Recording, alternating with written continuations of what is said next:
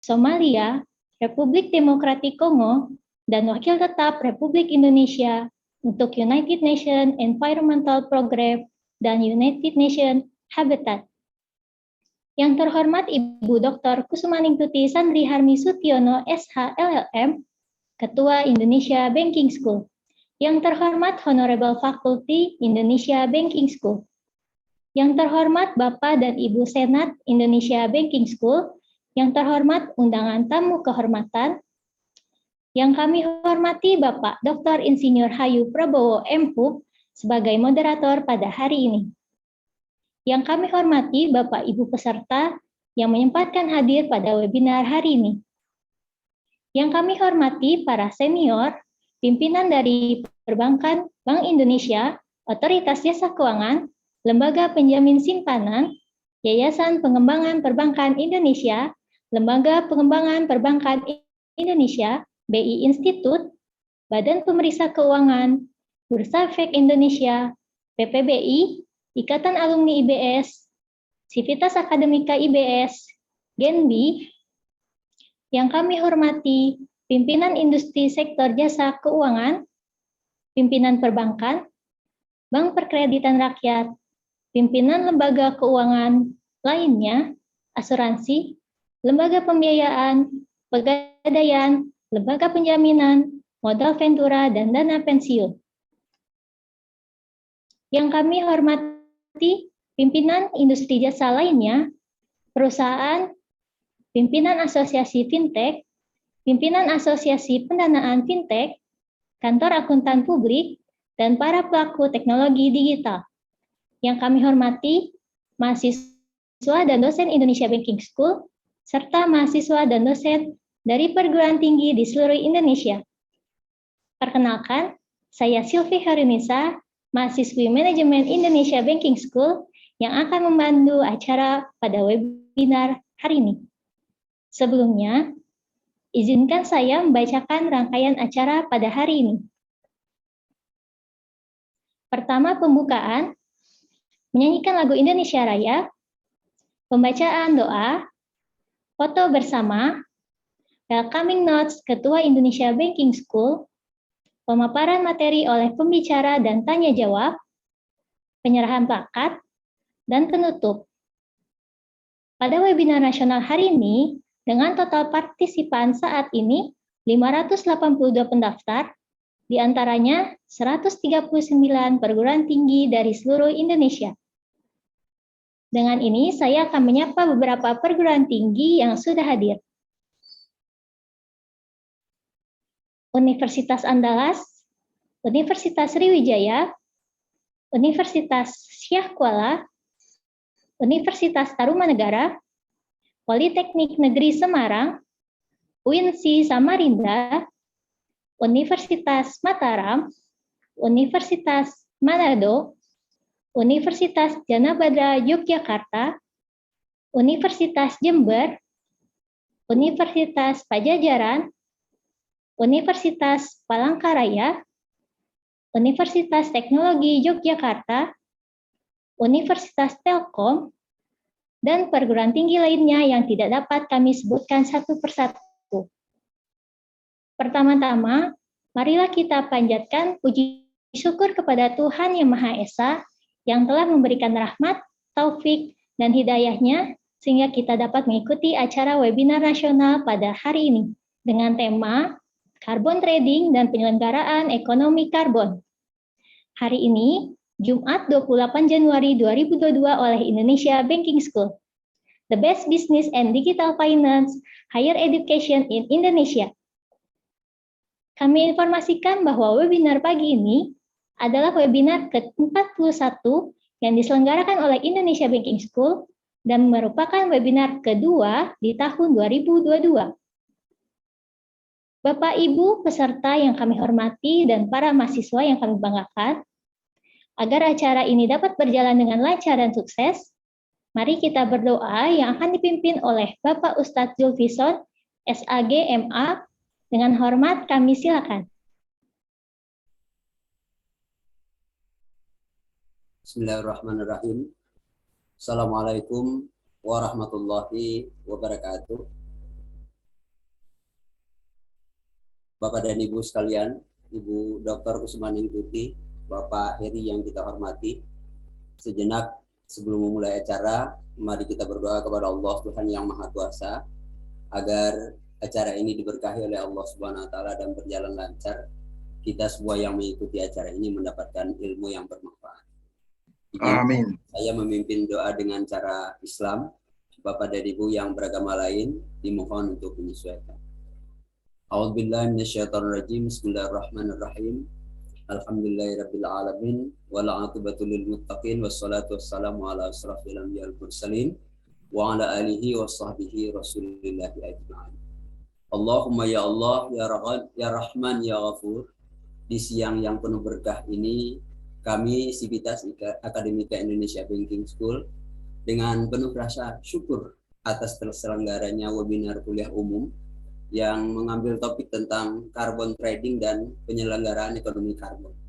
Berkenan memberikan ilmu dan pencerahan pada hari ini Bapak Dr. Muhammad Heri Sarifuddin, Duta Besar Republik Indonesia untuk Kenya, Uganda, Somalia, Republik Demokratik Kongo, dan Wakil Tetap Republik Indonesia untuk UNEP dan UN Habitat. Semoga Allah Subhanahu wa taala berkenan menjadikan ekonomi karbon pendorong bagi pertumbuhan ekonomi dan keuangan Indonesia yang seiring tumbuh dengan berkembangnya ekonomi di era digital ini. Ya Allah, ya Rahman, ya Rahim, anugerahkan kepada kami keberkahan dan kemuliaan ilmu pengetahuan, turunkan kepada kami arahan dan bimbingan-Mu agar bangsa ini, bangsa Indonesia, agar kampus kami, kampus Indonesia Banking School, semakin maju dan berkembang di masa yang akan datang. Lapangkan bagi kami Allah jalan untuk terwujudnya insan perbankan yang unggul menuju Indonesia maju di tahun depan. Rabbana atina fid dunya hasanah wa fil akhirati hasanah wa qina adzabannar. Walhamdulillahirabbil alamin. Wassalamualaikum warahmatullahi wabarakatuh. Waalaikumsalam. Terima kasih kepada Bapak Ustadz Zulfison. Selanjutnya, foto bersama. Untuk para panelis, tamu undangan, dan para partisipan, agar mengaktifkan kamera untuk dokumentasi pada webinar hari ini. Saya akan pandu dalam hitungan ketiga. 1, 2, 3. Slide selanjutnya. 1, 2, 3. Terima kasih.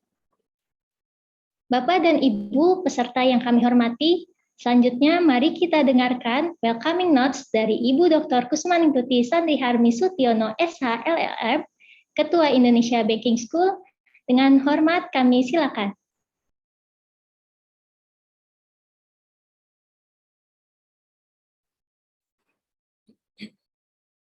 Bismillahirrahmanirrahim. Bapak Dr. Muhammad Heri Sarifuddin, Duta Besar Republik Indonesia untuk Kenya, Uganda, Somalia, Republik Demokratik Kongo, Wakil Tetap RI untuk UNEP dan Unhabitat yang kami hormati dan banggakan.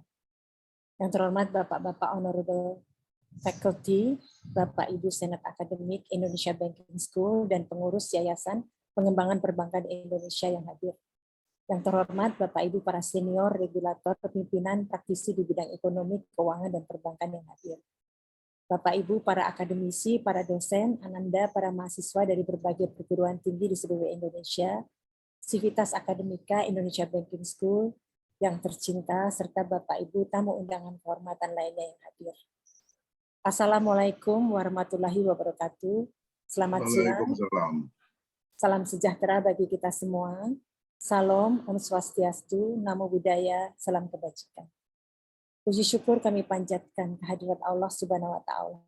Karena atas rahmat dan karunia-Nya lah kita semua dapat bertemu secara virtual siang hari ini dalam acara webinar nasional Kuliah Umum Indonesia Banking School yang ke-41 yang akan dibawakan oleh Bapak Dr. Muhammad Heri Sarifuddin, Duta Besar RI untuk Kenya, Uganda, Somalia, Republik Demokratik Kongo, Wakil Tetap RI untuk UNEP dan Unhabitat dengan tema Carbon Trading dan Penyelenggara Ekonomi Karbon.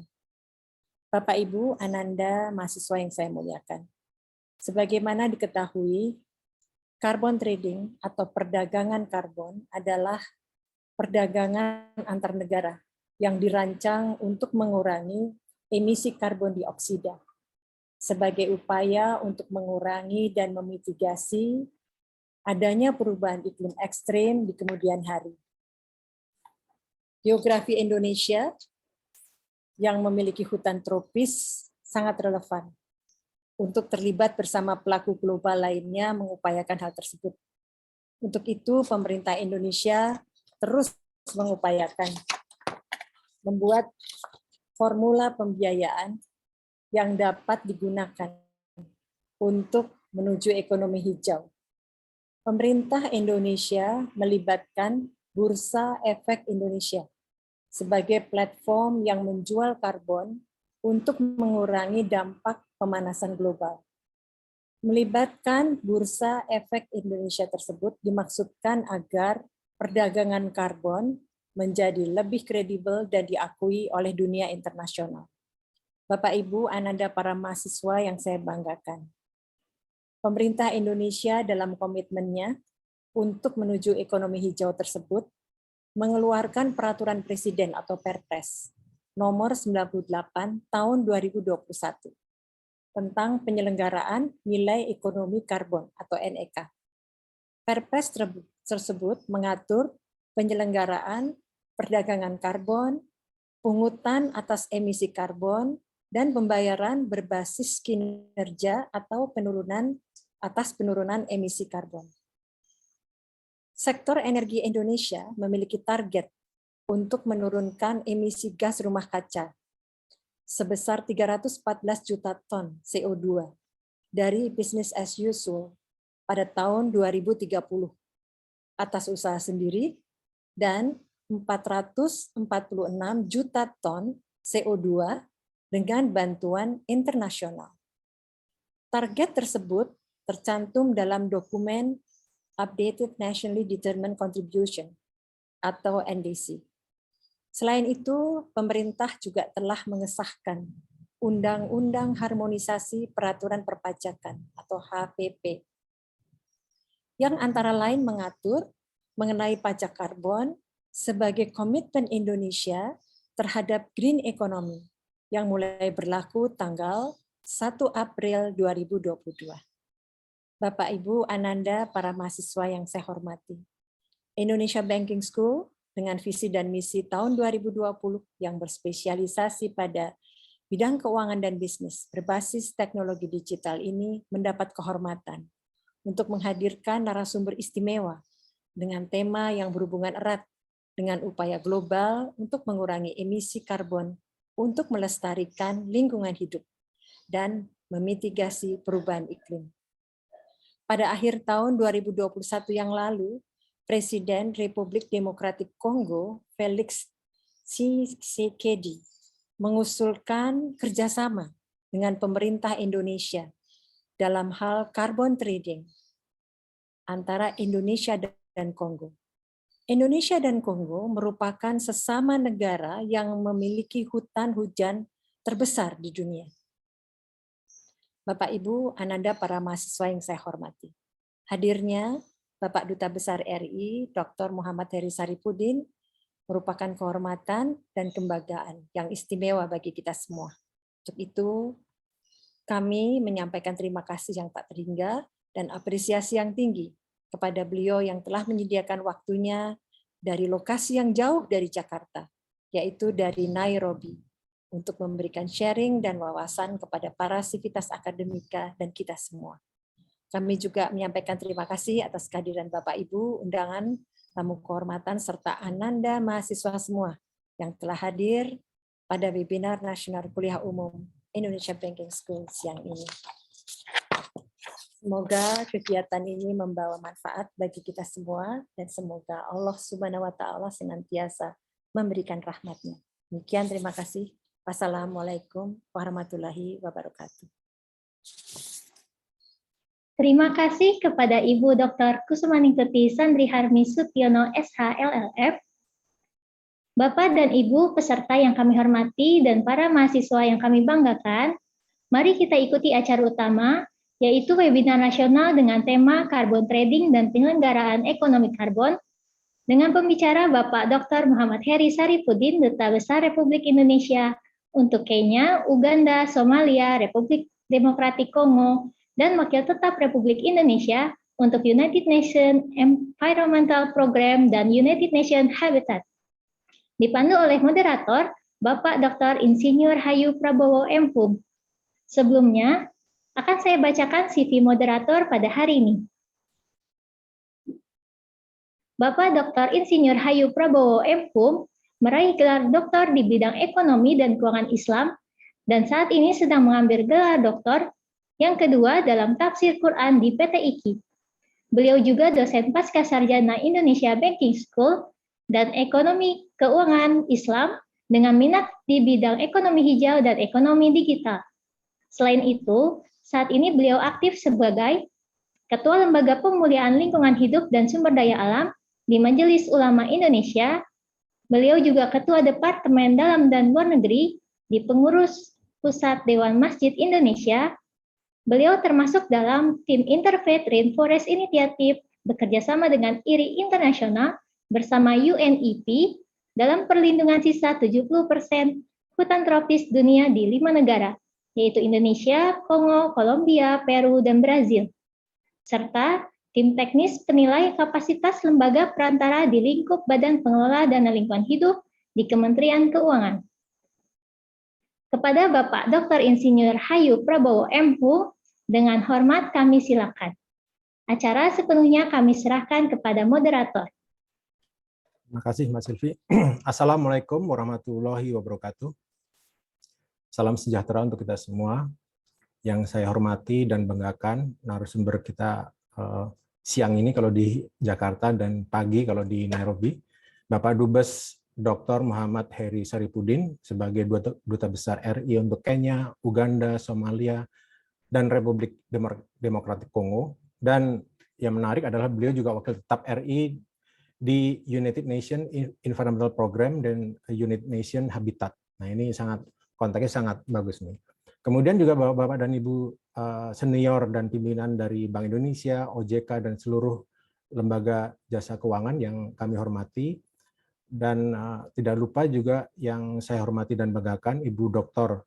Kusumaning Tuti Sandri Harmi Sutiono sebagai Ketua Indonesia Banking School, seluruh sivitas akademika perguruan tinggi yang hadir dan IBS, serta bapak-bapak dan ibu-ibu undangan yang kami hormati. Saat ini kita semua sedang merasakan dampak perubahan iklim ya, dengan meningkatnya jumlah bencana yang kita namakan bencana hidrometeorologi atau bencana yang disebabkan oleh pengaruh perubahan iklim dan cuaca seperti halnya banjir, longsor, kekeringan, angin puting beliung, dan lain-lain. Yang dimana jumlahnya maupun skalanya dari ke hari semakin meningkat. Nah itu kita rasakan di Jakarta ini, bagaimana kita sehari-hari merasakan itu semua. Nah berdasarkan studi oleh pemerintah Swiss pada tahun 2021, dampak akibat perubahan iklim sangat besar, terutama pada ekonomi dan kehidupan masyarakat, yaitu adanya nanti peningkatan krisis penyediaan pangan dan air. Nah, peningkatan suhu antara 2 sampai 2,6 derajat Celcius pada 2050 nanti, itu PDB dunia akan turun hingga 11 sampai 8% per tahun. Nah, pada saat ini peningkatan suhu sudah mencapai 1,1 derajat Celcius dan target daripada Paris Agreement adalah kenaikan maksimum 1,5 derajat Celcius pada tahun 2030 nanti. Ini sama dengan target SDGs. Nah, salah satu penyebab dari pemanasan global ini adalah karena adanya emisi karbon yang berlebihan. Jika kita tidak segera mengambil tindakan, bumi ini akan rusak dan tidak dapat ditinggali lagi. Nah, untuk itulah kita harus sama-sama bersama-sama bagaimana kita menanggulangi dampak daripada kegiatan-kegiatan kita yang merusak lingkungan ini. Nah, webinar siang ini kita akan bahas bersama dengan Pak Dubes Heri Saripudin. Selamat siang, Pak. Assalamualaikum warahmatullahi wabarakatuh.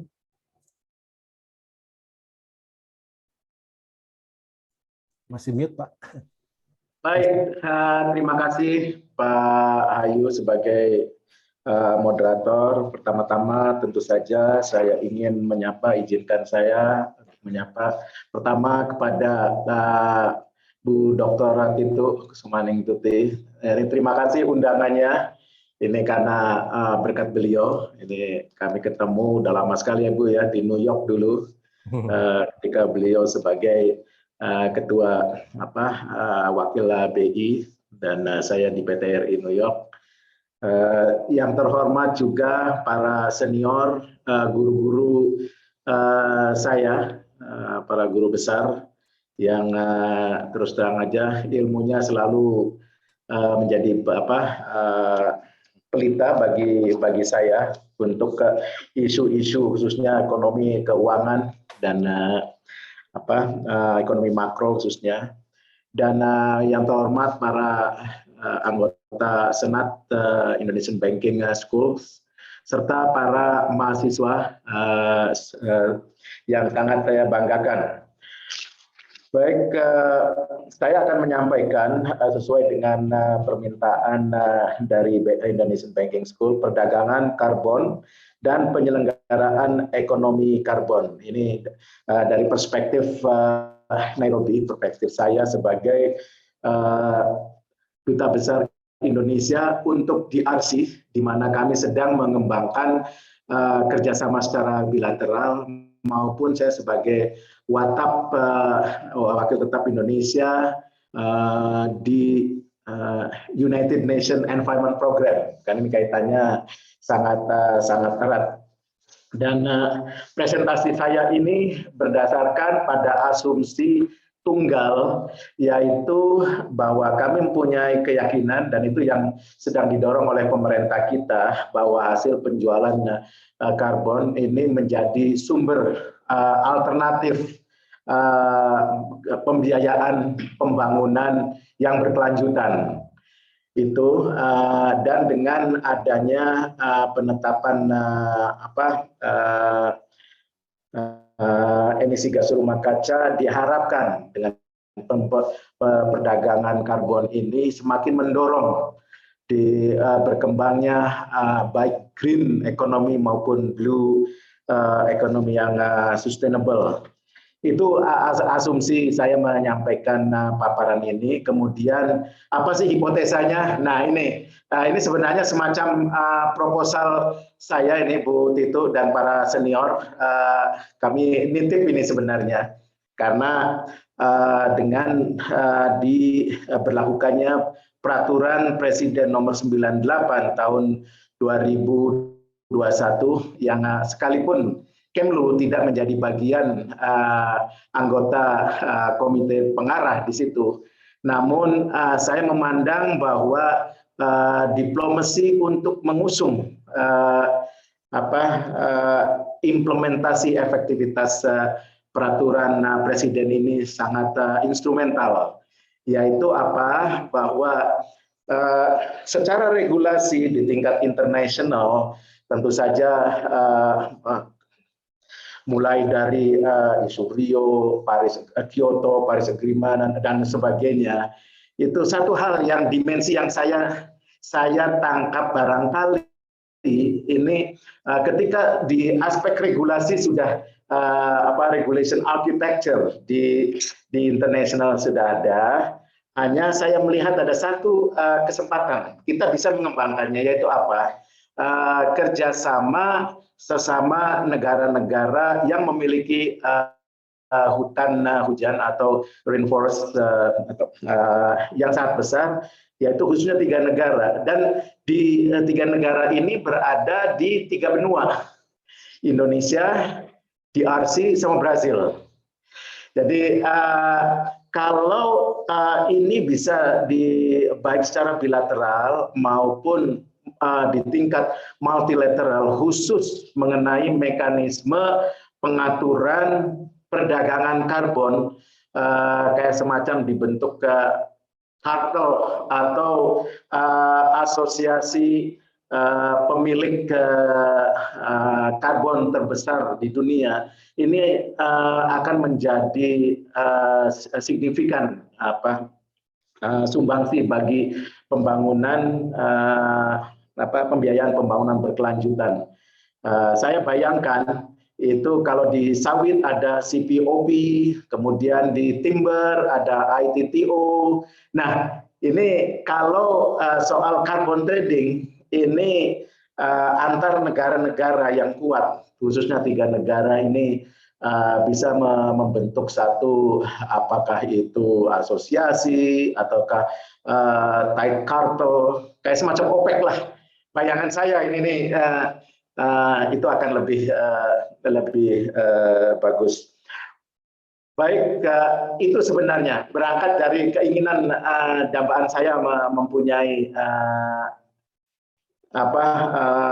arsitektur internasional untuk sekaligus pelaku bisnis pelaku jual beli karbon itu. Saya ingin memulai dari sejarah. Ini mohon maaf barangkali bisa bermanfaat untuk para mahasiswa. Jadi Eduardo Paes, seorang wali kota Rio de Janeiro, mengatakan bahwa smart city are those who manage their resources efficiently. Traffic, public services, and disaster response should be operated intelligently in order to minimize cost, reduce carbon emissions, and increase performance. Ini reduce carbon emission ini sudah menjadi satu currency bagi pergaulan di tingkat internasional. Kemudian next slide, kerangka saya akan mengatakan pertama tentu saja mengenai definisi, kemudian mekanisme, industri, dan bagaimana posisi Indonesia. Sebelumnya saya ingin menceritakan mengenai sejarah dan definisi sehingga bagi para mahasiswa tidak ujug-ujug ada carbon trading. Nah ini kita lihat dari sejarahnya ada isu lingkungan hidup seperti pencemaran lingkungan hidup, pemanasan global atau global warming, dan perubahan iklim atau climate change. Dan kalau saat ini itu di tingkat multilateral forum di UNEP kita menghadapi saat ini dunia menghadapi disebut the triple planetary crisis atau 3 krisis bumi. Satu yaitu nature and biodiversity loss. Jadi itu satu. Yang kedua krisis mengenai climate change.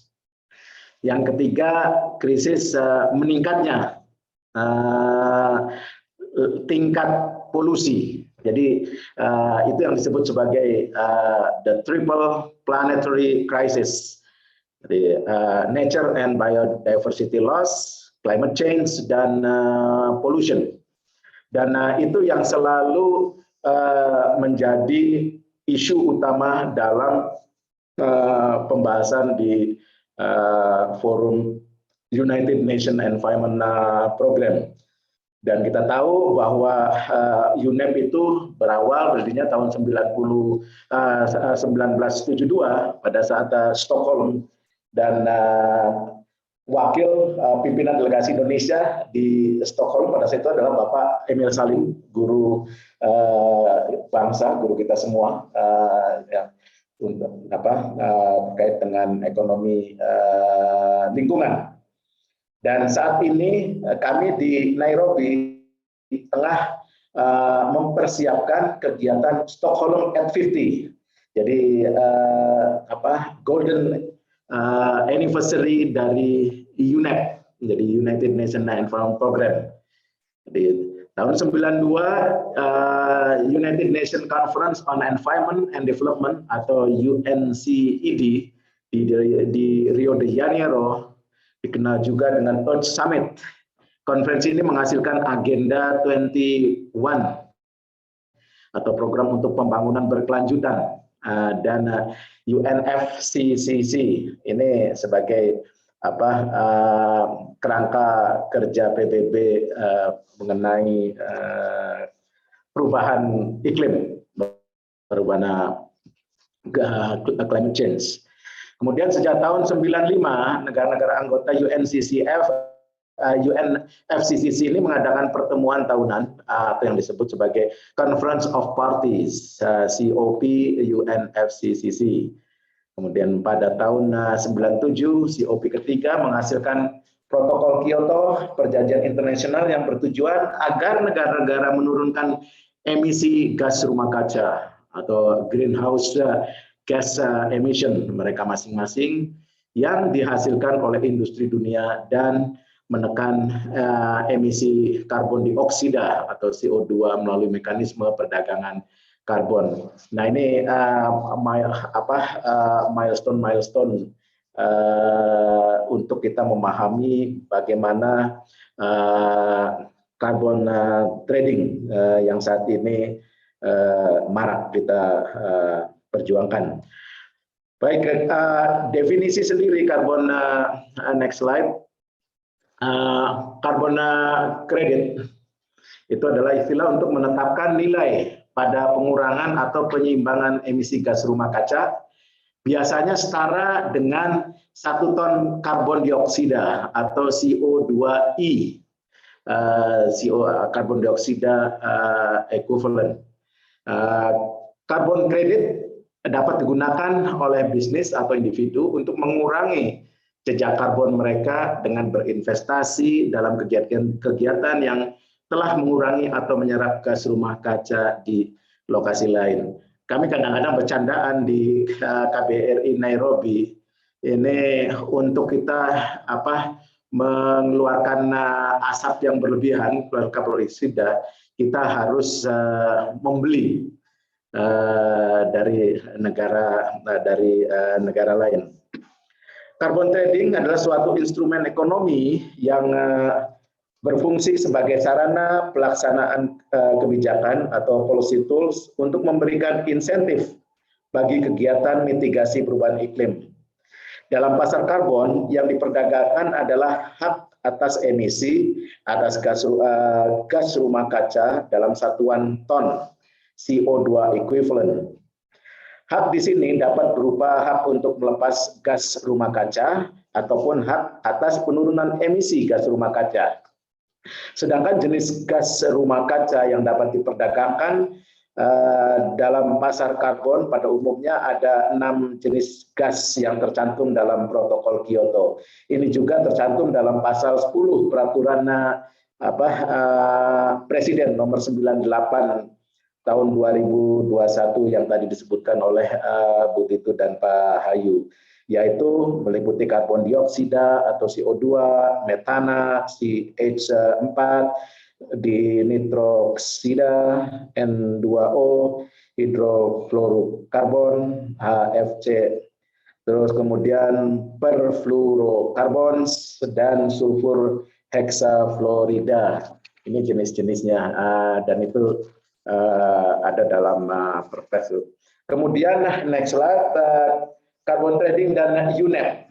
Dalam emission gap reports tahun 2021 yang diluncurkan Oktober kemarin, UNEP itu mengeluarkan annual report ini. UNEP memang tidak menangani secara khusus isu carbon trading, namun isu itu terkait dengan sejumlah aktivitas atau proyek UNEP. Contoh misalnya Venga Blue Forest Project di Kenya tahun 2019 merupakan inisiatif untuk menjual karbon kredit dari proyek konservasi dan restorasi mangrove. Dan kami juga tengah menginisiasi kerjasama antara BRINS dan UNEP mengenai pemanfaatan baik itu dari aspek lingkungan maupun aspek ekonomi hutan mangrove. Jadi sedang menginisiasi kerjasama antara BRIN dengan UNEP soal mangrove ini. Kemudian salah satu flagship ini emission gap reports tahun lalu dengan judul The Heat is On, memberi penjelasan terperinci mengenai carbon market, dan peran Indonesia sebagai anggota G20. Dalam laporan itu pun disebutkan, sebagaimana tadi Bu Dr. Kusumaningtuti itu menyebutkan, tercantum dalam Undang-Undang Harmonisasi Perpajakan bahwa kita secara voluntary akan 29%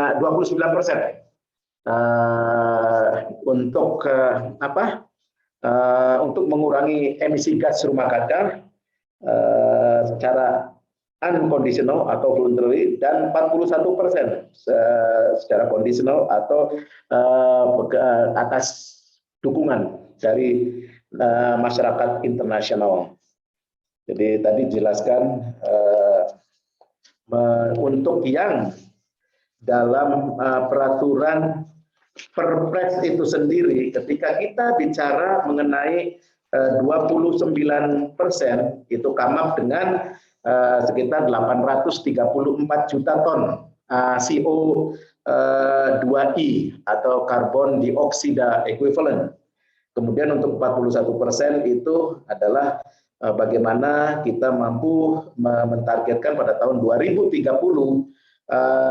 pengurangan emisi gas rumah kaca sebesar 1.185 juta ton karbon dioksida equivalent. Ini ada dalam pasal 3 Peraturan Presiden nomor 98 tahun 2021 yang diundangkan tanggal 29 Oktober tahun lalu. Berikutnya mekanisme ini adalah tentu rujukannya adalah protokol Kyoto, kemudian pasar karbon, international emission trading, clean development mechanism, dan joint implementation. Ketika next slide bicara soal protokol Kyoto, ini mulai berlaku pada 19 Februari 2005. Indonesia meratifikasi protokol Kyoto pada tahun 2004 dan termasuk ke dalam kategori non-annex 1, kategori negara berkembang. Mekanisme carbon trading terinspirasi dari sistem cap and trade yang menjadi bagian dari US Acid Rain Program dalam pengaturan udara bersih pada tahun 1990. Protokol ini menetapkan sasaran penurunan emisi secara keseluruhan oleh negara maju sebesar 5%, lebih rendah pada tingkat emisi tahun 1990 dalam periode 2008-2012. Terdapat 3 mekanisme yang diatur dalam protokol Kyoto terkait dengan carbon trading, yaitu International Emission Trading atau IET, Clean Development Mechanism, dan Joint Implementation. Nah, pasar karbon itu ada yang mandatory, next slide, ada yang voluntary. Yang mandatory tentu saja yang bersifat wajib dan berdasarkan skema yang mengikat atau compliance yang dibentuk dan diatur dengan peraturan dari pihak yang berwenang dalam pengurangan karbon berskala nasional, kawasan maupun internasional. Sedangkan yang voluntary, pasar karbon hasil sukarela ini dibentuk berdasarkan standar atau ketentuan dan program yang digunakan oleh perusahaan dan institusi secara sukarela untuk motivasi bervariasi seperti hubungan publik perusahaan, kode etik, adanya keinginan suatu pihak partisipasi dalam pengurangan emisi melebihi jumlah kewajiban yang telah ditentukan kepadanya, mempersiapkan suatu proyek menjadi suatu skema yang mengikat. Next slide. International Emission Trading, perdagangan karbon melibatkan negara industri yang membuang emisi gas rumah kaca dengan kuota. Negara yang membuang emisi di bawah kuota dapat menjual ke negara lain yang pembuangannya melebihi batas kuota yang diizinkan. Unit minimum yang dapat diperdagangkan adalah sebesar 1 metrik ton karbon dioksida equivalent. Next slide adalah Clean Development Mechanism. Mekanisme ini mengizinkan negara-negara Aneks 1 yang memiliki jatah dari batas emisi yang telah ditetapkan atau emission cap, membantu negara-negara non-Aneks 1 yang tidak memiliki platform emisi untuk menjalankan aktivitas proyek yang mereduksi emisi atau meningkatkan penyerapan, dan kredit penurunan emisi akan diterbitkan berdasarkan reduksi emisi atau peningkatan serapan yang dihasilkan oleh aktivitas proyek. Kredit penurunan emisi melalui Clean Development Mechanism disebut Certified Emission Reduction atau CER. Negara Aneks 1 dapat menggunakan CER untuk memenuhi target penurunan emisi berdasarkan protokol Kyoto. Next slide, joint implementation. Mekanisme ini mengizinkan negara Aneks 1 yang memiliki kelebihan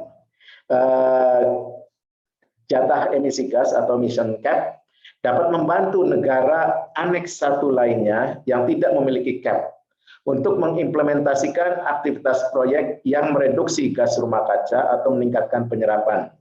Dan kredit reduksi emisi akan diterbitkan berdasarkan jumlah reduksi emisi atau peningkatan serapan yang dihasilkan oleh aktivitas proyek. Kredit penurunan emisi melalui joint implementation disebut Emission Reduction Unit atau IRU. Negara Aneks 1 dapat menggunakan IRU untuk memenuhi target penurunan emisi gas rumah kaca berdasarkan protokol Kyoto. Nah, ini kaitannya langsung dengan industri. Ini hanya informasi khususnya pada para mahasiswa. Nanti saya ingin di bagian terakhir itu bagaimana sebenarnya peran diplomasi, di mana kami dan tim di Nairobi ingin share dan tentu saja ingin mendapat masukan dari bapak-bapak para peserta webinar. Jadi next slide, industri international carbon pricing. Nah, ini kita lihat bahwa untuk mekanisme Clean Development Mechanism dan joint implementation, credit issuance, dan voluntarily offset issuance prices. Jadi kalau kita lihat di sini price-nya. Sebelumnya saya ingin mengatakan bahwa peraturan kita, regulasi kita, 1 metrik ton kalau tidak salah kita dihargai $2 atau sekitar 30.000 something untuk karbon. Sementara rata-rata di tingkat internasional itu $5. Eropa bahkan di bursa ini $30. Dan saya membaca pendapat dari ekonom Nobel laureate Stiglitz mengharapkan semestinya angka harga yang pas adalah $50 per 1 metrik ton, baru bisa memitigasi dan mendorong pembangunan berkelanjutan atau green development. Dan yang sangat di luar dugaan tadi disebutkan oleh Ibu itu Presiden Felix Tshisekedi, yang saya secara personal sudah menemui beliau bulan November dan mengadakan diskusi khusus mengenai mekanisme kerjasama ini. Pada bulan April kalau nggak salah di summit meeting di depan Presiden Biden, beliau mengusulkan mestinya 1 ton karbon itu dihargai $100. Oleh karena itulah Ketua Komite Pengarah Bapak Menko Marinvest menginstruksikan kepada kami agar untuk menjajaki bagaimana mekanisme kira-kira kerjasama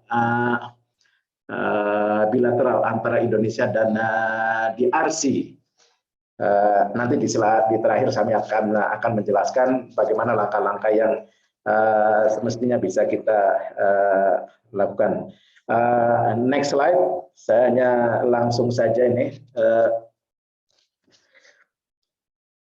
Ini gambaran ekspor impor karbon kredit. Nah, Indonesia ada di posisi, nah itu di kita positif tapi masih, nah itu di Indonesia itu sekitar saya tidak tahu angka persisnya berapa dan berapa revenue yang kita peroleh dari carbon trading. Jadi mungkin ada nanti bapak-bapak senior yang bisa menjelaskan. Namun itu gambaran. Nah itu next slide. Nah ini gambaran dunia ini. Pada tahun 2020, nah ini revenue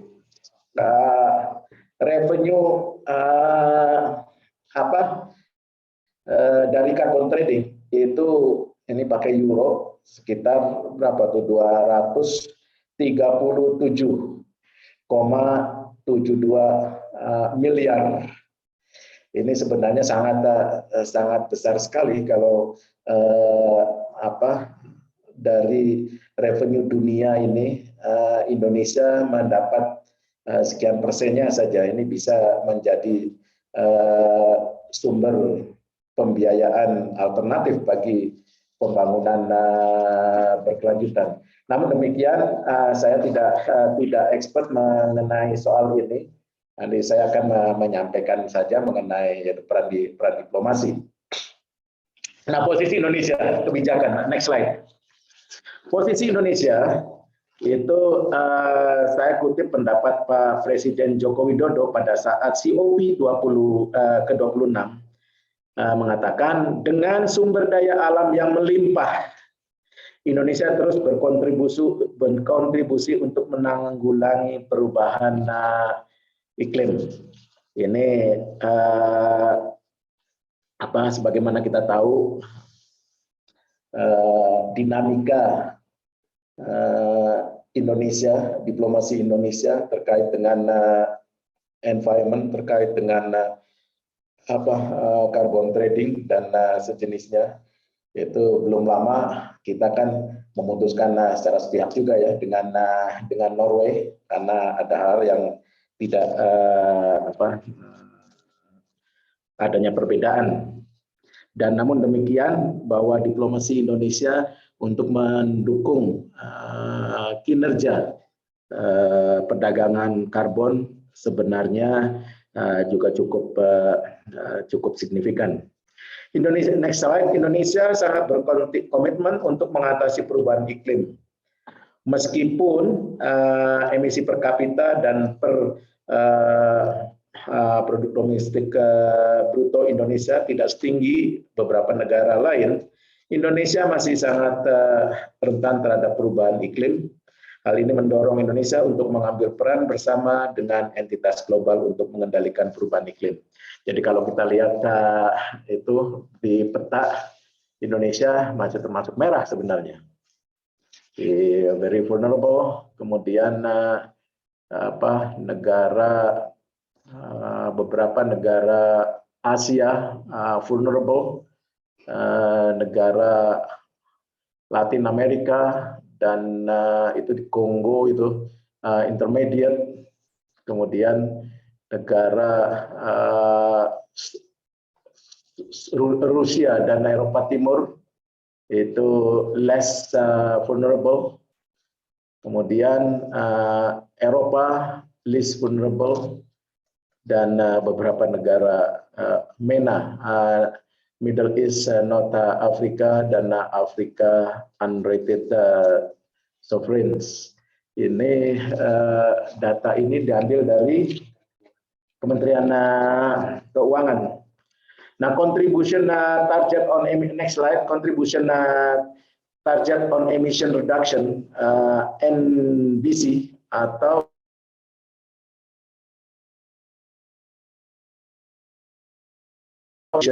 kontribusi yang ditetapkan oleh nasional. Tadi saya katakan bahwa menurut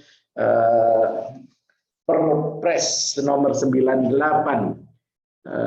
tahun 2021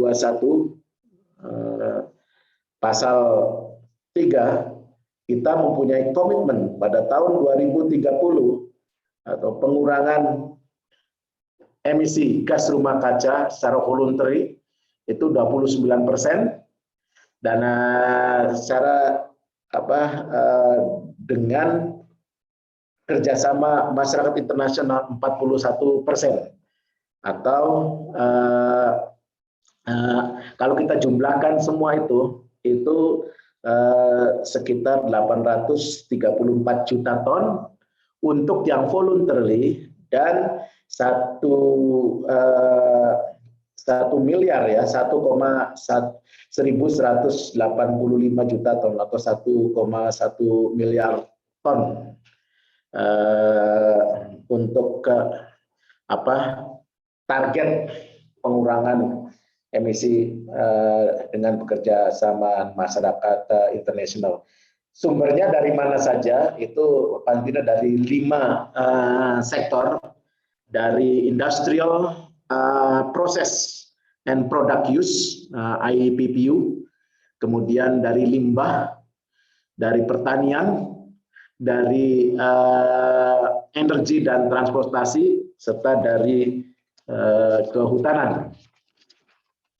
Kemudian ini juga komitmen Indonesia. Next slide. Itu sumber pendanaan, financing, tentu saja dibagi 2, dari domestik dan dari international. Dari domestik itu dari APBN, jadi dari pajak karbon, kemudian dari pengeluaran pemerintah pusat, kemudian dari TKDD atau transfer ke daerah dan dana desa, kemudian dari financing, dari bunga, dari sukuk, dari SDG bond. Kemudian kalau itu yang dari APBN, dari anggaran dari anggaran negara, dari uang negara. Nah, non-state budget itu banyak sekali, dari penjualan karbon, dari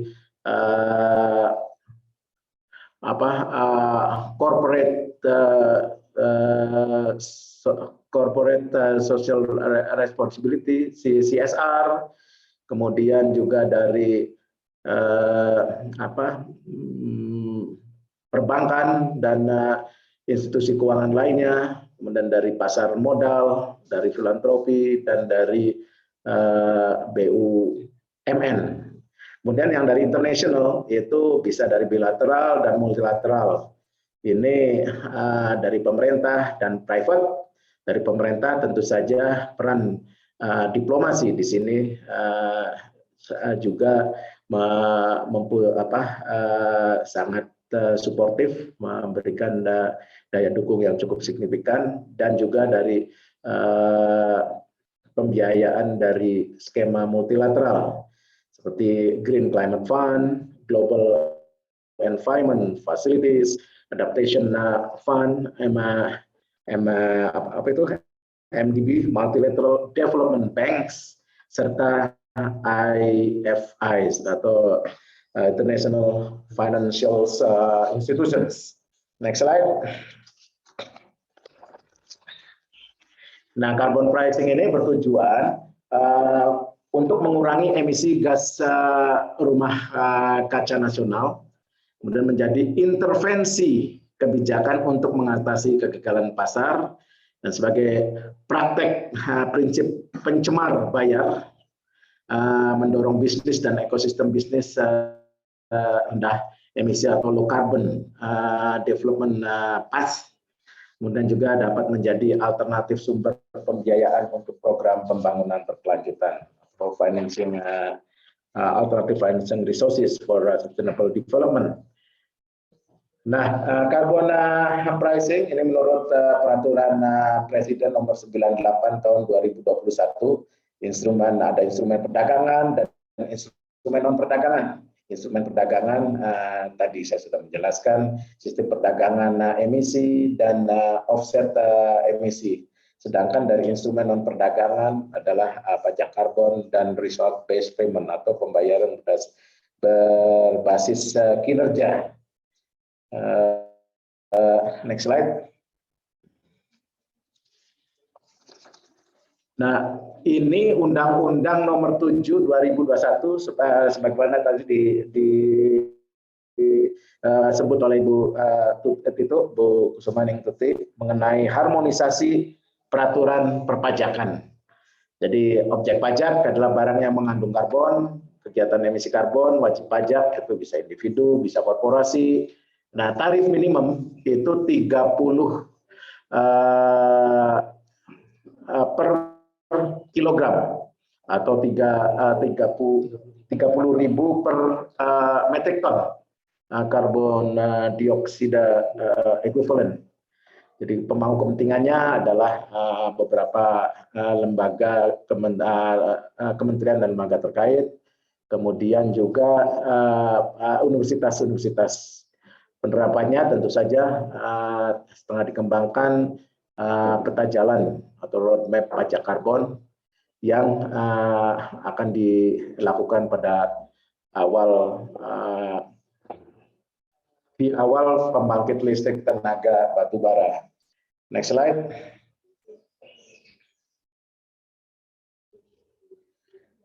Peta jalan itu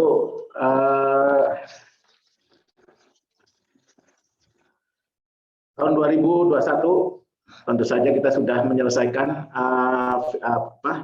Perpres tentang penempatan karbon, kemudian finalisasi undang-undang ini yang sudah done.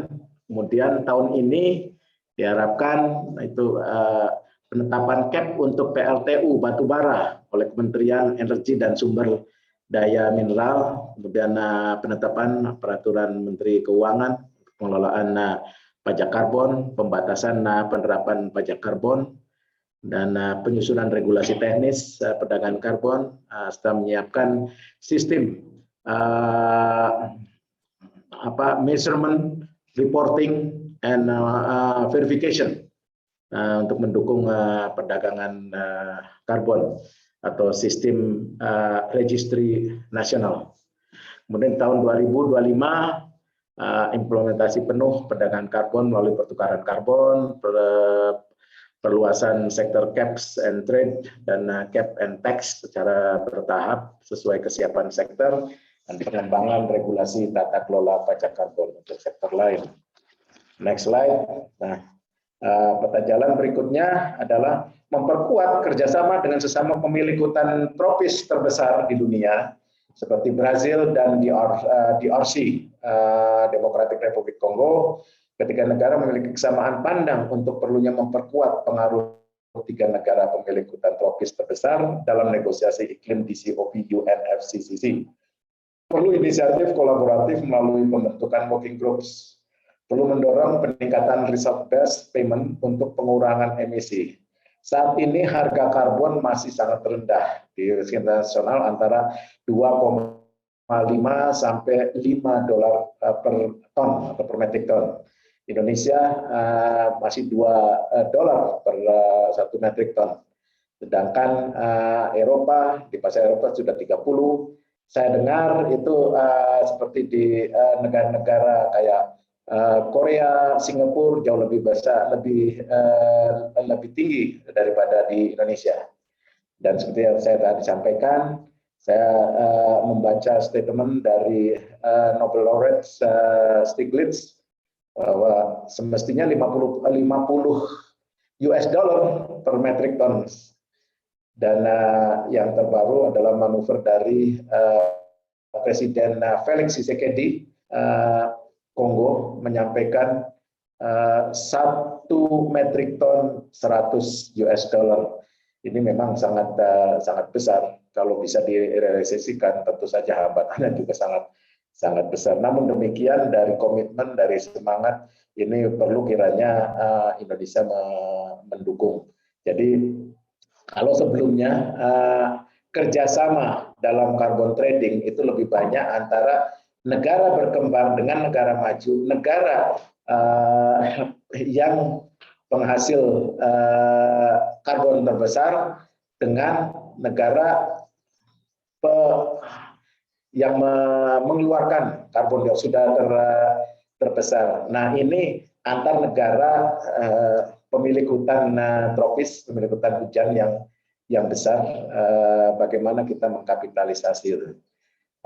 Kemudian memperkuat kerjasama dengan UNEP sebagai badan utama PBB dalam isu lingkungan hidup, aktif berpartisipasi dalam norm shaping isu-isu lingkungan hidup global melalui dokumen kebijakan UNEP, mendorong kerjasama konkret antara Indonesia dan UNEP yang bisa dikaitkan dengan mekanisme karbon.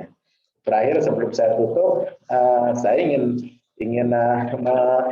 menitip proposal kepada para senior dan mungkin juga bisa digaungkan bagaimana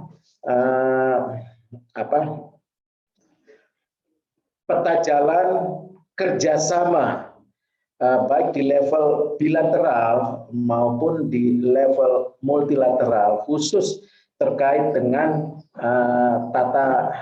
bukan tata niaga ya, pengorganisasian para calon-calon seller yang pemilik karbon ini seperti Indonesia, kemudian DRC maupun Brazil, bisa ada dalam apakah itu satu loose association atau syukur-syukur ada semacam kita mempunyai mekanisme, apakah itu kalau di sawit ada CPOPC atau untuk timber kita punya ITTO, atau yang lebih structured organization kayak kartel minyak, OPEC. Nah, ini barangkali kalau bisa didorong akan menjadi lebih baik. Tentu saja jalannya terjal dan berliku, karena tidak gampang untuk mewujudkan ide ini, apalagi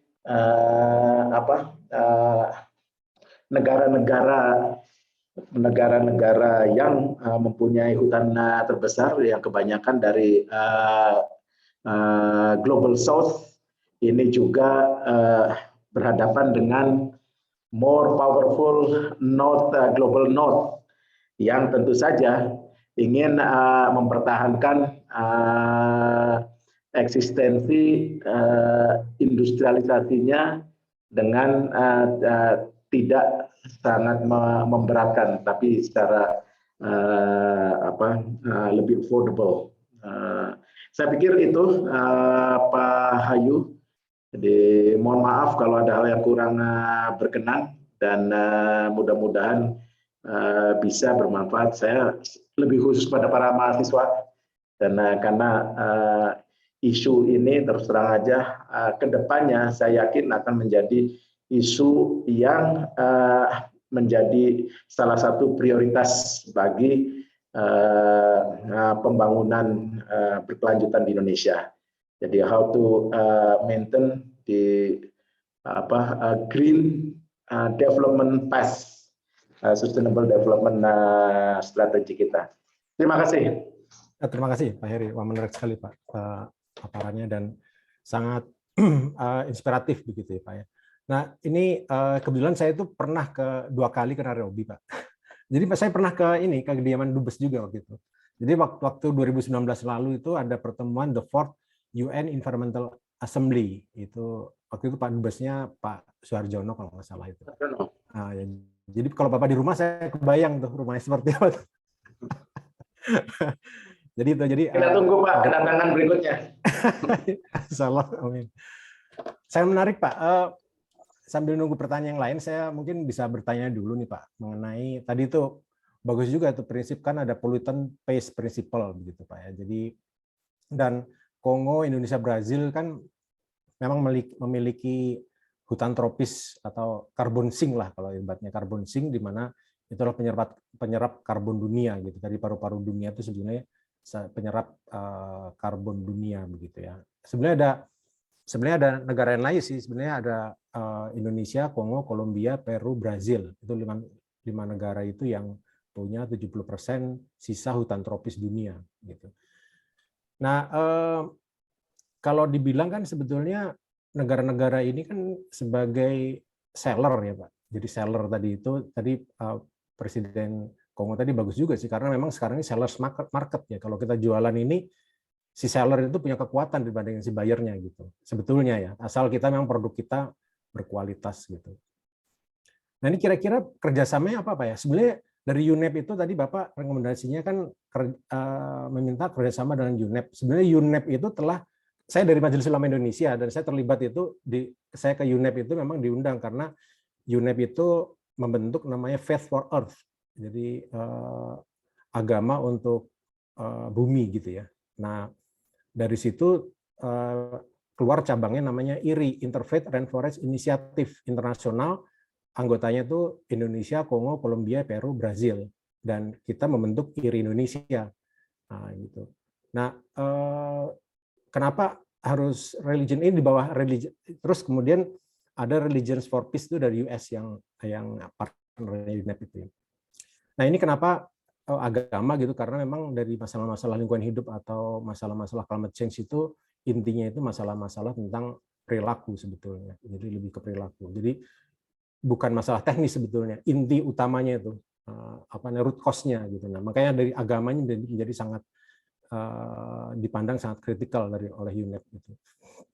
Nah, kira-kira kalau misalnya kebetulan IRI ini belum ada dukungan juga dari dari pemerintah gitu ya, maksudnya itu ya mungkin nggak tahu saya kerjasamanya seperti apa. Tapi menurut Bapak kerjanya seperti apa Pak antara pedagang ini? Tadi dicontohkan misalnya kayak kelapa sawit atau timber gitu. Kira-kira seperti apa Pak modelnya gitu Pak? Mungkin kami bisa bahas di internal kami juga. Terima kasih Pak. Baik, terima kasih Pak Bayu. Saya perkenalkan dulu sebelumnya di forum ini juga saya dibantu oleh DPR saya, Deputy Permanent Rep saya, yang khusus menangani UNEP, Pak Dhani Radiansyah ada di situ, dan di samping saya kebetulan ada pejabat fungsi pelaksana ekonomi. Kalau Pak Dhani khusus menangani UNEP di level multilateral, dan ini Pak Aji fungsi ekonomi di level bilateral. Nah, kerjasamanya semacam apa? Memang kalau kita UNEP ini kan Forum for International ini lebih banyak pada mainannya di norm setting. Jadi hanya norm setting. Sekarang ini bagaimana kita sebagai pelaku utama bisnis karbon ini bisa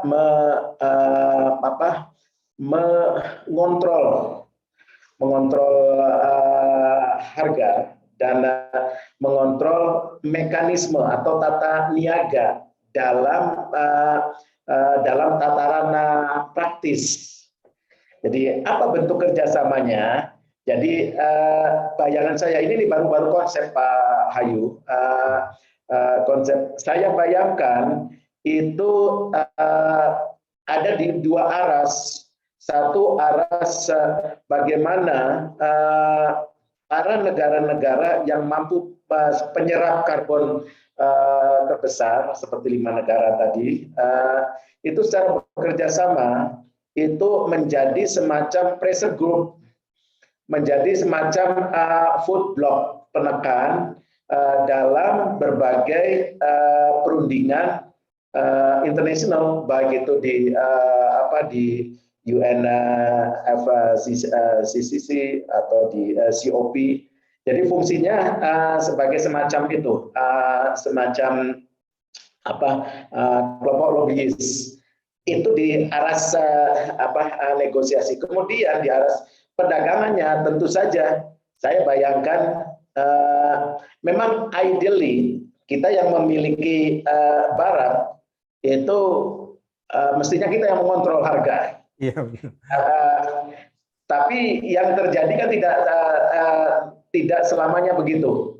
Bisa jadi karena ada unsur-unsur non-economic factors yang yang mengintervensi. Apakah itu politics, apakah itu pengaruh lainnya lah. Dan ini kalau berjuang sendiri-sendiri tentu saja bisa gampang, seandainya kayak semacam negara industri yang besar, kayak semacam window shopping saja. Saya mau beli dari Indonesia karena Indonesia lebih murah, cuma $2 daripada katakanlah beli dari negara Asia lainnya yang $5, kan semacam itu. Ini nih ada kebebasan dari calon-calon buyers negara-negara yang mengeluarkan karbon dioksida lebih banyak untuk memainkan negara-negara. Tapi kalau ada satu mekanisme, apakah itu bentuknya tidak semacam organisasi, super organisasi, bentuknya mungkin ada semacam kayak asosiasi yang ada pertemuan reguler, kemudian kita harus sepakat dalam men-setting apa harga, katakanlah. Presiden Tshisekedi begitu berani menyampaikan $100, tapi apakah itu didukung oleh negara-negara yang mempunyai penyerap karbon lainnya? Kalau dia tetap mempertahankan itu, ya dia nggak dapat duit apa-apa, sementara dia punya cadangan banyak, mendingan lari ke negara lain, katakanlah begitu. Nah, ini nih psikologi pasar semacam ini yang mestinya kita bisa bagaimana mengkapitalisasi ini. Jadi katakanlah kalau secara normatif, secara hitung-hitungan saintifik saja, kalau Stiglitz mengatakan mestinya 50 dong. Kalau $50 itu bisa mendorong para industrialis untuk melaksanakan program industrialisasi yang low carbon sehingga green economy itu terjaga. Pada saat yang bersamaan juga bisa memitigasi perubahan iklim itu dengan uang yang dikumpulkan dari apakah itu bursa pasar karbon atau secara individu untuk pelaksanaan berbagai proses yang dapat menyerap karbon itu. Itu sih pemikiran saya. Itu Pak Hayu. Ya, terima kasih. Dan satu lagi yang kedua soal religius, soal tokoh agama. Iya. Memang ini beberapa bulan lalu saya diundang oleh ambasador dari salah satu negara di Eropa dalam konteks dia akan menjadi tuan rumah Stockholm at 50 Golden Anniversary.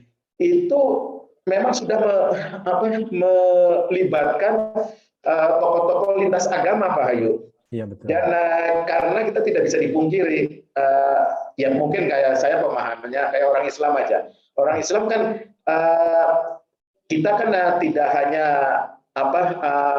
ada tiga pilar kan, hablum minanas, hablum minallah, dan juga hubungan kita dengan lingkungan, dengan alam. Jadi hubungan individu dengan Tuhannya, hubungan insan dengan manusia dengan manusia, dan hubungan manusia dengan alamnya. Jadi dalam beberapa kegiatan di sini sudah mengundang tokoh-tokoh agama dari Katolik, dari Kristen, itu mengkampanyekan untuk faith for earth itu. Ya, jadi mungkin kaitannya kalau di Islam kan yang berakhlakul karimah katanya kan, itu kan tentu saja beretika, berperilaku yang juga menghormati lingkungan. Bahkan di Hindu kan kalau nggak salah ada 5 tahapan malah. Saya kurang paham. Yang jelas ada unsur penghormatan kepada alam sebagai Mother Nature, sebagai lingkungan kita. Betul. Itu Pak. Ya, betul Pak. Memang jadi memang sekarang ada dibilang itu di faith juga Pak ya. Jadi faith line investment. Karena apa? Karena sebetulnya kalau nggak salah tuh 1/3 daripada investasi dunia itu dimiliki oleh kaum umat beragama gitu. Jadi kalau gereja-gereja itu billions of dollars tuh. Ini ya kayak di wakaf kita gitu. Jadi memang sekarang ini saya juga terlibat dalam namanya faith invest ya. Faith invest itu investasi atau impact investment. Jadi investment yang punya impact gitu. Impact-nya tidak hanya untuk duit tapi impact terhadap sosial. Jadi memang itu salah satu area yang sekarang kita semua sedang bekerja di faith ini, sekarang masuknya ke sana tuh. Gitu. Ya. Ya, ini jadi ada pertanyaan lagi dari Prof. Surahman nih Pak Heri. Pak Heri, saya mau bertanya bagaimana mekanisme transaksi perdagangan karbon ini Pak? Kalau transaksikan seperti barter, negara Anda menghasilkan karbon, satu negara dapat mengurangi karbon. Nah, bagaimana mengukurnya? 1 kilogram karbon dihargai berapa, dalam skala negara bagaimana? Dalam skala individu atau kelompok, bagaimana mekanisme Pak Heri? Terima kasih. Jadi lebih ke mekanisme. Terima kasih. Kalau secara detailnya, saya juga to be honest, secara teknis perhitungannya tidak menguasai, Bapak. Mungkin barangkali kalau ada yang di forum ini ada yang tahu. Namun secara gambaran, memang seandainya satu industri atau satu negara di cap di mempunyai hak untuk mengeluarkan emisi katakanlah 80.000 ton, kemudian dia itu mengeluarkan sampai 100.000 ton. Nah, 20.000 tonnya itu dia harus harus membeli dari negara lain dalam bentuk apa? Mungkin financing project, apakah itu untuk pengembangan metana yang dari dari gas ternak dan sebagainya di negara berkembang, atau penanaman pohon dan sebagainya. Tapi mohon maaf, saya sendiri bagaimana ngitung 1 metrik ton itu, apakah ada itu, saya sendiri tidak menguasai. Mungkin barangkali ada dari bapak-bapak yang lain, monggo saja, saya juga mungkin bisa belajar. Tapi secara garis besar yang saya pahami itu. Ya, terima kasih. Mungkin saya sedikit tambahkan saja.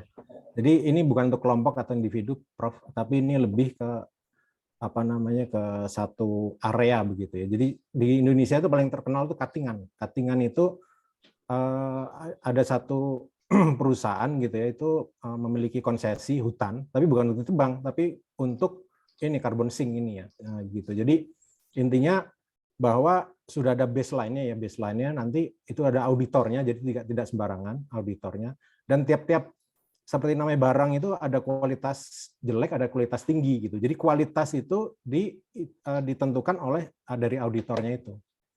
Nah, yang program paling utamanya sebetulnya di pemberdayaan masyarakat sebetulnya. Jadi masyarakat tadi nebang pohon, masyarakat itu tadinya mungkin menggunakan atau membakar hutan gitu. Sekarang masyarakat itu bagaimana dirubah kebiasaannya menjadi merawat hutan itu. Nah, disitulah letaknya tambahan karbon sink itu bisa diklaim gitu oleh perusahaan itu. Kira-kira kasarnya seperti itu, Pak. Ya, makasih. Ya, saya sedikit-sedikit tahu lah kalau gitu. Nah, ini mungkin sambil nunggu yang lain, Pak. Tadi itu jadi di carbon sink atau di dalam penyerapan ini kan ada beberapa aspek gitu, terutama di keagamaan tadi ya, keagamaan tadi itu bahwa mungkin ini yang belum dilihat gitu. Nah, satu lagi bahwa di carbon sink itu kalau Bapak ingin lebih lanjut, kebetulan saya di BPDLH ya, Badan Pengelolaan Dana Lingkungan Hidup. Jadi dana-dana ini sebetulnya nanti akan dikelola oleh BPDLH ini. Gitu. Dulunya kan jadi kalau kita negara jual karbon gitu, sebenarnya dananya akan dikelola oleh BPDLH ini, tapi belum ditentukan ya. Nah, mungkin Bapak mungkin kalau tadi itu untuk kerjasama mungkin bisa ke Kementerian Keuangan, karena BPDLH ini di bawah Kementerian Keuangan gitu Pak. Jadi itu mungkin akan sangat bagus ya. Jadi ada mekanisme ya di Kementerian Keuangan ini nanti yang sepengetahuan saya akan mengelola dana-dana lingkungan hidup ini, Pak. Gitu. Itu tambahan dari saya, mungkin yang lain sebentar. BPDLA. Itu ada di Kementerian Keuangan ya, Pak ya? Pak Iya, Ayu. iya, BPDLA. Iya, di Kementerian Keuangan. Iya, ya.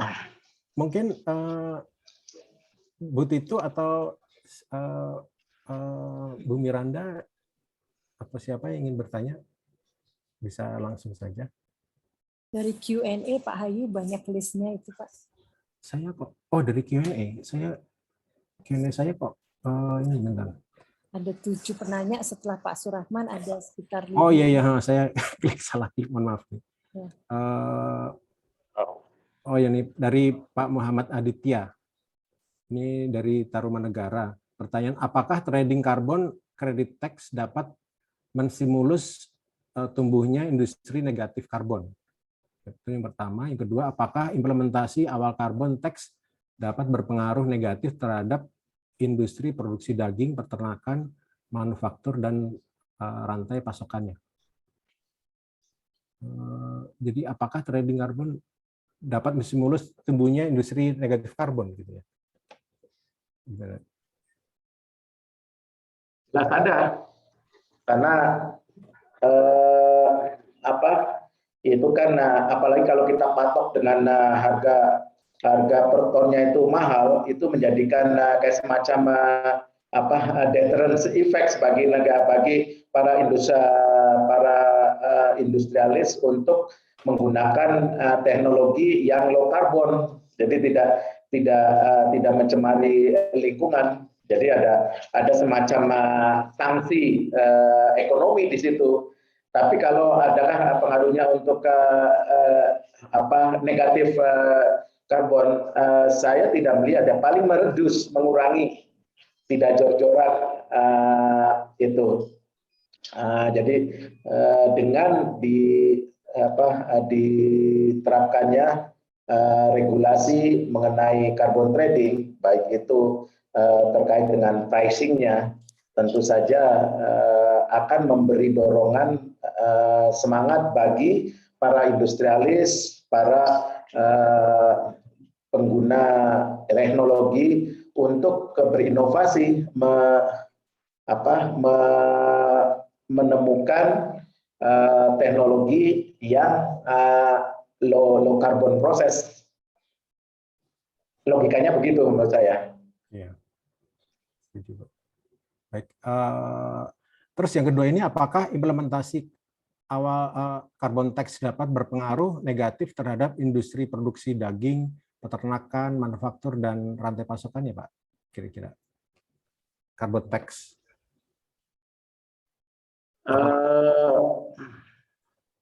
Saya tidak melihat negatif, tidak melihat negatifnya ya, justru malah melihat positifnya, yaitu tadi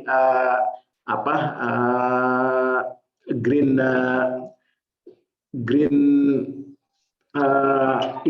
industrial process. Dan kalau untuk industri-industri,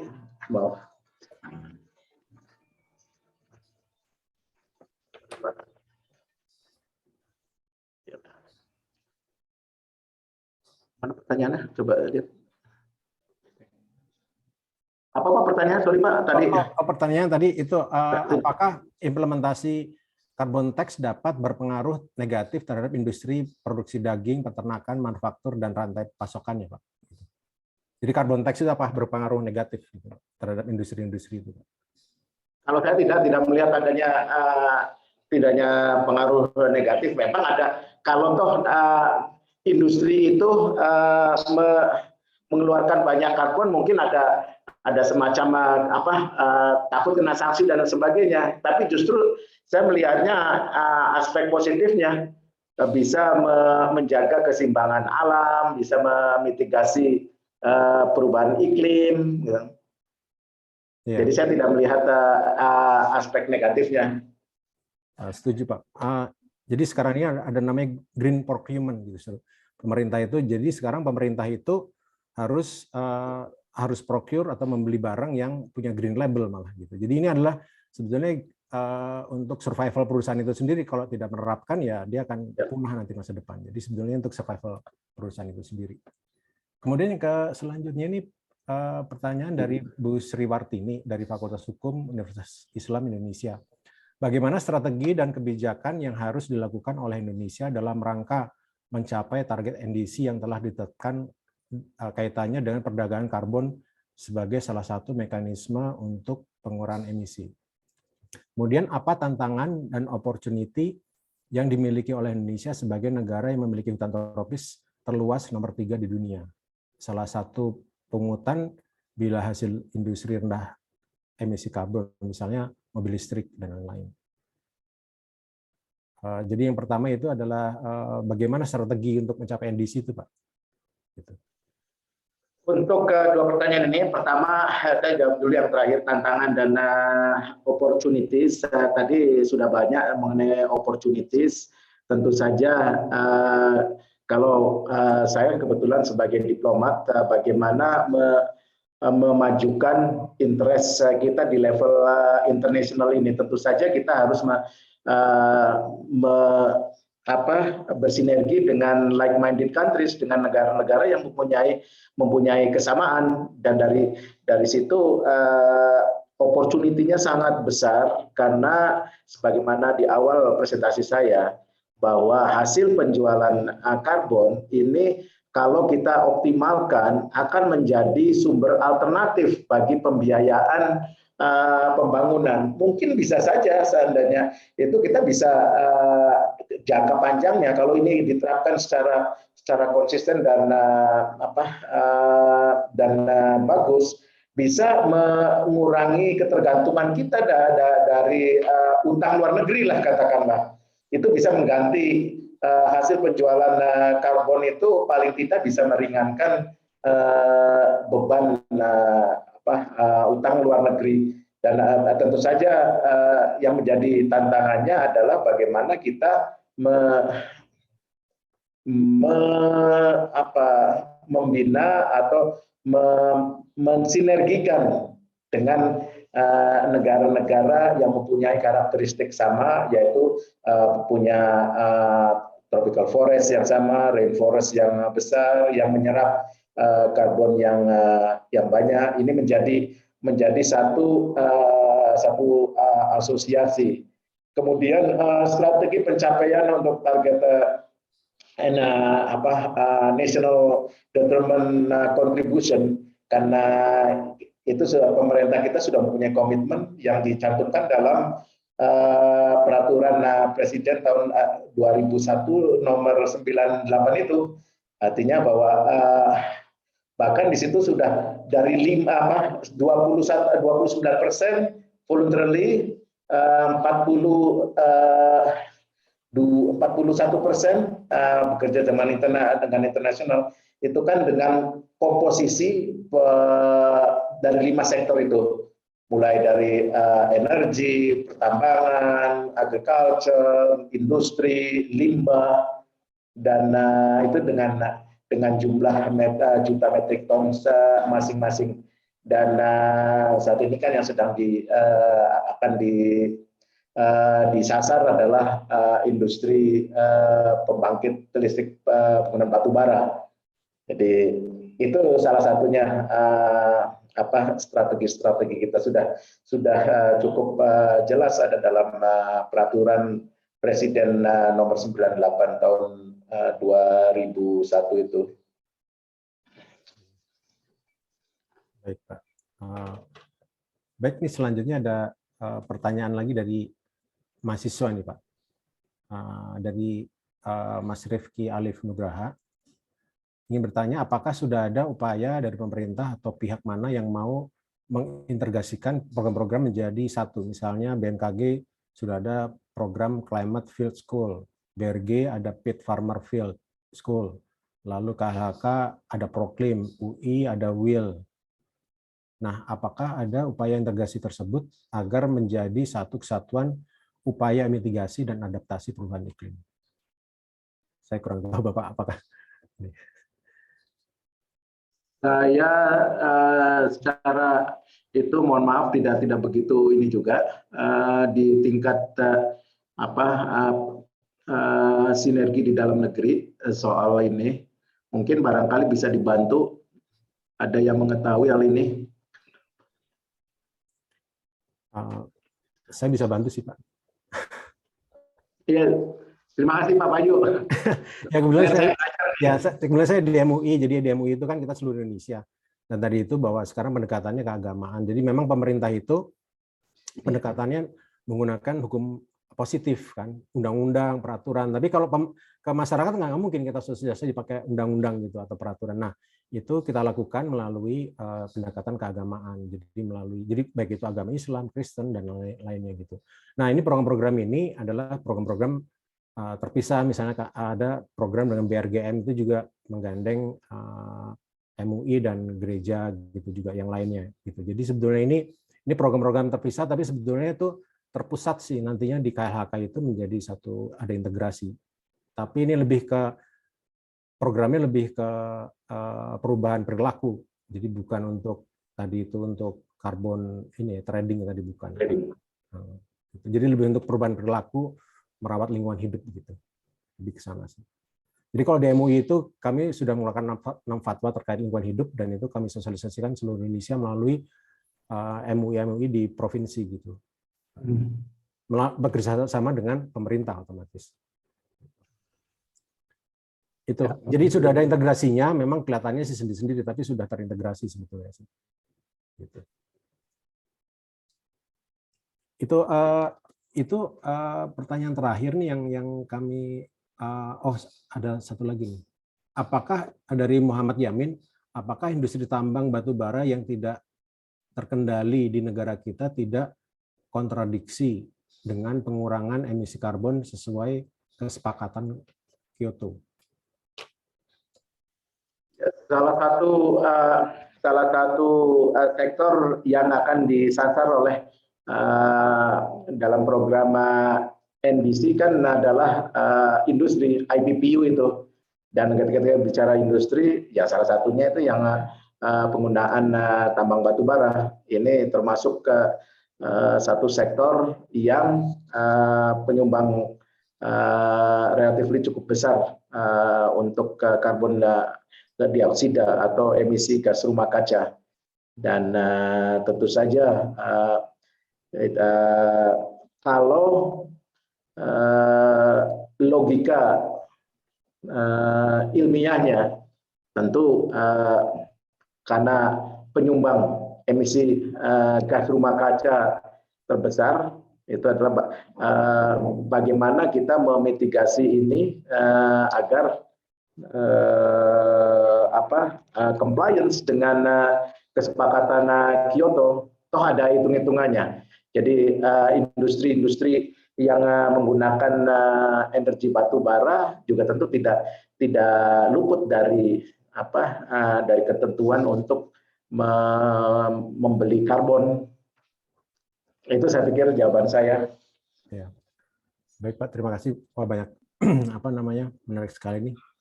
Isunya memang masih baru Pak, jadi memang masih baru. Jadi kan di COP26 masih merambah kemana-mana Pak. Iya, di COP26 itu kan sebenarnya di pasal 6 itu kan mengenai Paris Agreement itu baru disetujui kemarin gitu. Jadi itu memang secara umum sudah disetujui sepakati, tapi detailnya memang belum. Jadi memang penjelasannya memang tidak bisa terlalu firm gitu, karena memang seluruh dunia masih mengerjakan itu Pak ya. Iya. Palingnya normatif kita ini ya. Iya betul, masih normatif. Normatif. Betul. Di Indonesia juga masih kita bahas bersama, tapi ini suatu opportunity ya, seperti opportunity bagi Indonesia Being School gitu. Baik, karena digital juga gitu ya. Digital ini misalnya kayak blockchain, AI itu kan sebuah yang masih berkembang. Ini juga berkembang terus gitu ya. Jadi kalau menurut saya dari segi akademik gitu ya, ini sangat challenging, sangat bagi kita, bagi akademisi, bagaimana kita bisa mengembangkan dan bisa kontribusi terhadap kegiatan ekonomi ini begitu. Karena ini udah lintas sektoral kemana-mana nih, ini complicated. Begitu. Mungkin sudah mendekati waktunya. Ada closing statement Pak dari Pak Dubes? Pak Hayu, ini Ya. ada pertanyaan dari Direktur Bursa Efek Indonesia, Ya. Pak Hamdi di kolom yang chat, Pak. Oh, di kolom chat. Di kolom chat itu Pak Hamdi Hasyarbaini itu Direktur Bursa Efek Indonesia yang Oh, ya. ditugasi oleh pemerintah Indonesia ya dalam rangka Ya. carbon trading untuk dilibatkan kan pasar modal ya Pak ya. Iya, betul. Credible. Nah, ini ada pertanyaannya Pak, mohon Ya, baik. Oh ya, Pak Hamdi nih, mohon maaf kelewatnya dari jadi Pak Hamdi Hasyarbaini ini bertanya bagaimana posisi Indonesia saat ini, apakah positif carbon credit atau negatif? Kalau dari slide yang ditampilkan tadi, peta Indonesia berwarna merah artinya Indonesia negatif carbon credit. Konsekuensinya Indonesia justru harus membeli karbon kredit dari negara lain. Gimana Pak? Ada komentar? Data itu saya ambil dari Kementerian Keuangan ya. Dari Kementerian Keuangan gambaran itu. Namun demikian Pak Hamdi, yang jelas saya secara langsung diinstruksikan oleh Pak Menko Marves untuk menjajaki, dan sudah saya laksanakan bagaimana pola kerjasama Indonesia dengan DRC dalam soal carbon trading. Artinya bahwa saya berpandangan positif, mestinya Indonesia juga mempunyai stok karbon yang bisa dijual ke luar. Dan terkait dengan peta itu, kembali bahwa mungkin itu untuk alert kita kebijakan nasional, karena itu kan peta yang resmi ya, diambil dari Kementerian Keuangan. Jadi saya tidak dalam kapasitas untuk menyampaikan mengomentari peta itu, namun yang jelas bahwa saya sebagai duta besar diinstruksikan secara langsung oleh Pak Menko Marinvest untuk penjajakan antar negara besar yang mempunyai rainforest, hutan hujan, hutan tropis untuk carbon trading. Itu Pak. Jadi tentu saja kalau carbon tradingnya sih positif ya Pak ya. Kalau carbon dari instruksi yang diberikan kepada saya sih. Mungkin dari pengetahuan saya memang ada beberapa perusahaan sekarang membelinya lewat pasar pasar modal di Singapura gitu. Karena di Indonesia belum settle. Nah, sekarang ini baru dibentuk ICDX itu supaya perputarannya di Indonesia begitu. Itu yang sebetulnya jadi pasar marketplace-nya itu sedang di-setup gitu, atau sudah setup. Nah, mudah-mudahan itu akan membantu perdagangan karbon di Indonesia, tidak perlu dari Indonesia membeli ke luar negeri gitu. Seperti itu. Pak Hayu, saya dengar di Singapura harganya 2,5 US dollar ya. Oh, saya kurang tahu. Ya mungkin bisa beda-beda sih. Iya, kalau di Korea katanya 5 dolar. Oh, begitu ya. Iya. Yang di Indonesia masih 2 dolar. Iya, masih 2 dolar. Ya. Ya di situ mekanisme pasarnya memang sedang di-setup. Jadi baru kalau nggak salah baru awal tahun apa akhir tahun yang lalu gitu. Baik Pak, ini sudah mendekati waktunya. Ada kata penutup Pak dari Pak Heri? Baik, terima kasih Pak Hayu, Bu Tito, sekali lagi ini satu kehormatan bagi saya. Saya belajar banyak dari forum ini. Dan kembali saya sendiri seperti disampaikan oleh Pak Hayu tadi, ini isu baru apalagi bagi saya sebagai yang baru 1 tahun. Kemudian ujug-ujug diinstruksikan oleh pusat, oleh Menko untuk menjajaki kerjasama itu, dan itu pun baru berapa bulan, sehingga memaksa saya untuk mendalami, dan tentu saja dengan adanya forum ini saya paling tidak mempunyai networking. Jadi kalau ada apa-apa tadi saya seperti lembaga yang saya baru tahu ada apa namanya itu Lembaga MUI Mas ya di Oh, BPDLH. Iya BPDLH itu. Oh iya. Itu yang saya dapat juga. Itu mungkin yang jelas saya menyampaikan paparan ini, saya mencoba dari dimensi, bukan dimensi bisnisnya, bukan dari dimensi nilai karbon tradingnya itu sendiri, tapi bagaimana peran diplomasi ini, dimensi diplomasi ini bisa berkontribusi untuk mengimplementasikan Perpres 98/2021, sekalipun Kemlu tidak menjadi bagian dari anggota komisi pengarah di dalamnya. Namun karena kita mempunyai bergerak di fora internasional, ini kita juga saya terpanggil untuk tidak hanya tinggal diam, tapi bagaimana mewujudkan impian dari Pak Menko Marinvest, para pimpinan kita, bahwa hasil dari penjualan karbon ini bisa menjadi sumber alternatif pembiayaan pembangunan kita. Syukur-syukur bayangan saya bisa membalancing atau mengurangi ketergantungan kita dari utang luar negeri. Itu saja semangat saya. Terima kasih, Pak. Terima kasih, Pak Heri. Terima kasih banyak atas paparannya, sangat menarik dan sangat inspiratif, menggugah begitu ya bagi kami di akademik. Demikian paparan dari Pak Heri. Kami kembalikan kepada MC, Pak Silvi. Baik, terima kasih banyak kepada Bapak Dr. Muhammad Heri Saripudin dan Bapak Dr. Insinyur Hayu Prabowo MHum. Pemberian plakat secara virtual kepada Bapak Dr. Muhammad Heri Saripudin. Indonesia Baking School menyampaikan apresiasi dan penghargaan yang tinggi atas kesediaan dan waktu dari Bapak Dr. Muhammad Heri Saripudin. Terima kasih kepada pembicara webinar hari ini, Bapak Dr. Muhammad Heri Saripudin, dan Bapak Dr. Insinyur Hayu Prabowo MHum sebagai moderator pada hari ini.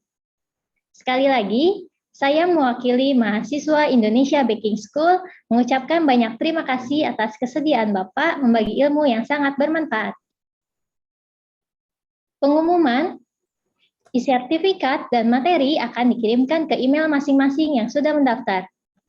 Dengan ini berakhir sudah webinar pada hari ini. Kami mengucapkan terima kasih kepada pembicara, moderator, tamu undangan, para partisipan webinar nasional, mahasiswa dan pimpinan Indonesia Baking School beserta jajarannya, serta mahasiswa dan dosen seluruh Indonesia. Indonesia Baking School membuka kesempatan untuk seluruh siswa berprestasi di Indonesia, khususnya kelas 12 SMA, untuk bisa mendapatkan beasiswa melalui jalur rapot. Segera daftarkan diri Anda dan kunjungi website kami di www.ibs.ac.id. Dan jangan lupa untuk follow akun sosial media Indonesia Baking School.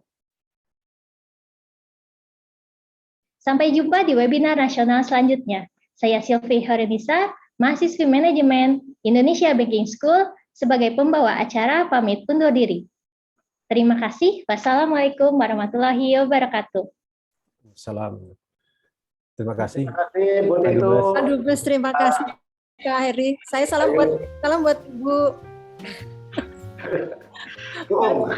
Tahun-tahun nggak ketemu. Iya. Baik, Bu. Sehat selalu. Terima kasih pada senior-senior mahasiswa. Ya Pak, ini sebenarnya banyak yang menyusul hadir. Ada Pak Aslim Tajudin, ada Pak Bu Anda. Terus kemudian juga banyak yang hadir, tapi ada di ruang attendant, Pak. Alhamdulillah. Fotonya, memang isunya sangat menarik. dan juga dibawakan tadi bagus sekali Pak. Ini sesuatu hal yang baru sambil belajar kata Pak Hayu juga. Terima kasih Pak. Bu Tito, Pak Hayu ditunggu di Nairobi loh. Siap, insya Allah. Wisma kami sangat luas, Pak Hayu tahu lah. Jadi bisa bersafari. Iya, ingin tahu. Saya ajak safari lah untuk para senior. Kami ingin tahu tentang M-Pesa Pak. Oh iya. Iya Bu, mohon pamit saya leave. Ya, nggih Pak. Terima kasih. Assalamualaikum. Waalaikumsalam Warahmatullahi wabarakatuh.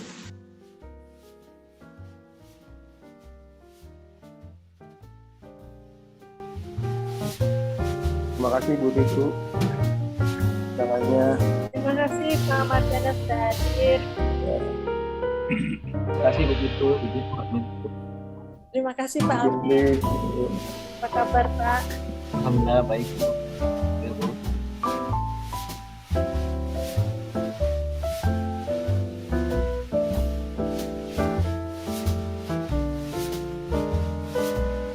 Pak Yuno, terima kasih Pak Yuno.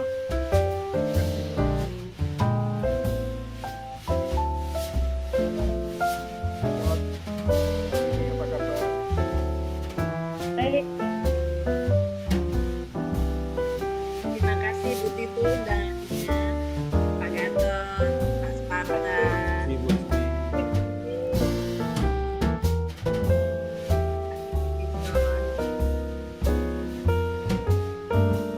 Mohon pamit. Pak Hayu, terima kasih. Terima kasih Bu.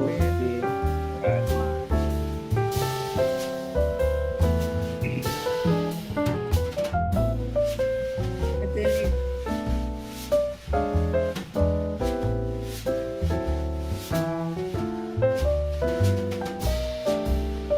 Mohon izin live. Assalamualaikum. Salam.